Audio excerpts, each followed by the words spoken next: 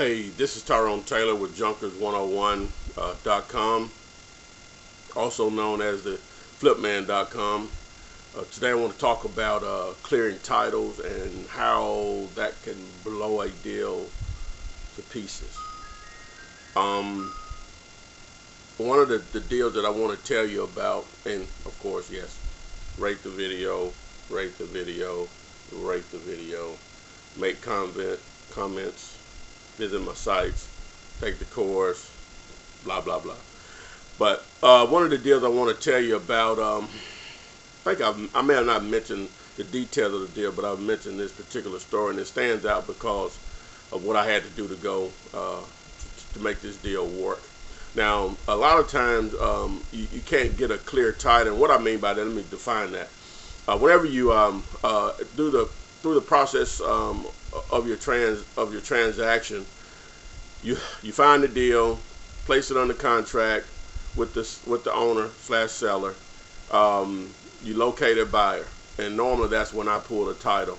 I would probably more advise most people when you start, don't even worry about it'll vary. Let me back up on that.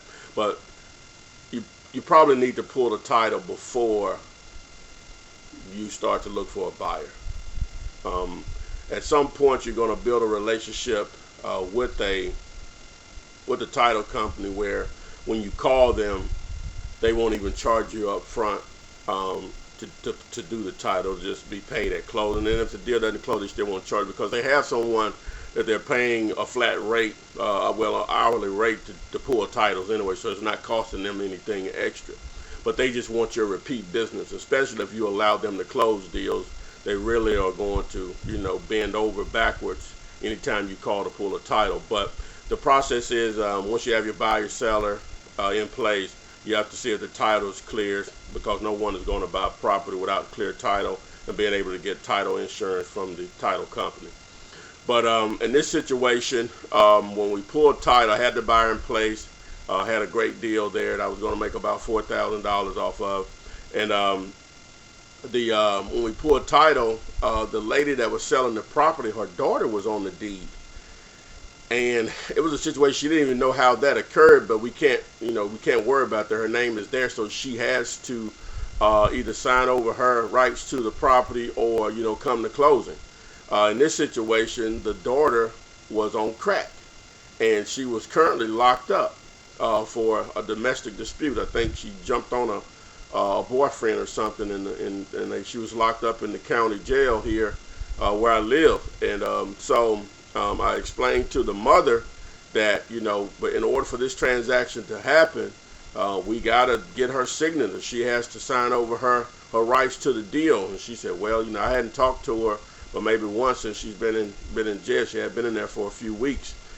And so I went back to the closing attorney that I was using at that time and asked him, what can we do? He said, it's simple, Tyrone. You just got to get a notary to go into the jail and get her to sign these documents. He prepared the documents that he needed to close the deal, And so I was working at that time at Bell South, actually, which is now part of AT&T. And I just sent out an email to some of my co-workers asking did they have any relatives that were notaries, and I got a large response, and I was just truly lucky and blessed that I chose this individual. I chose one of my co-workers' sister to handle that for me. And I'm not even sure why I told her, but once I actually spoke with her, she told me she worked for the district attorney's office in the county where the daughter of the seller was locked up. And so when we went down, the way it's set up here is the county jail, and you have to stand in line, and they only take certain alphabets on certain days. So we had to stand in line for like an hour to even get to the point of saying if you can see your relatives. So, but with the lady that I chose as the notary, she had a badge that gave her instant access to the jail area. She came a little after the mother and I were there. We just went ahead and got in line. So when she showed up, she just walked on through.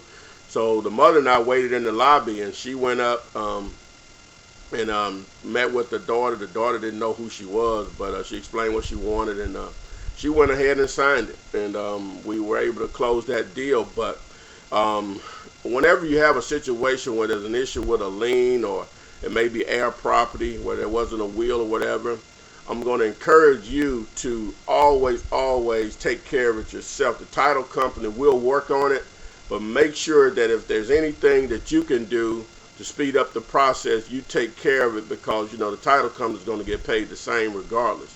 So this is your money on the line, and the faster you can get that title cleared, the faster you can get your check.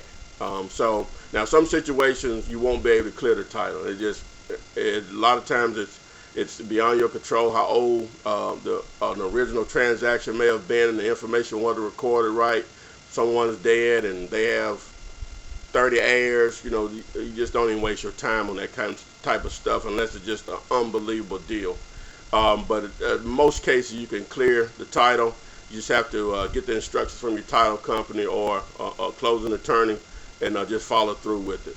But this is your tip on clearing titles, which it can definitely blow up deals, or you could actually turn out to be some really great deals, because it sometimes can be a negotiating tool that you clear the title.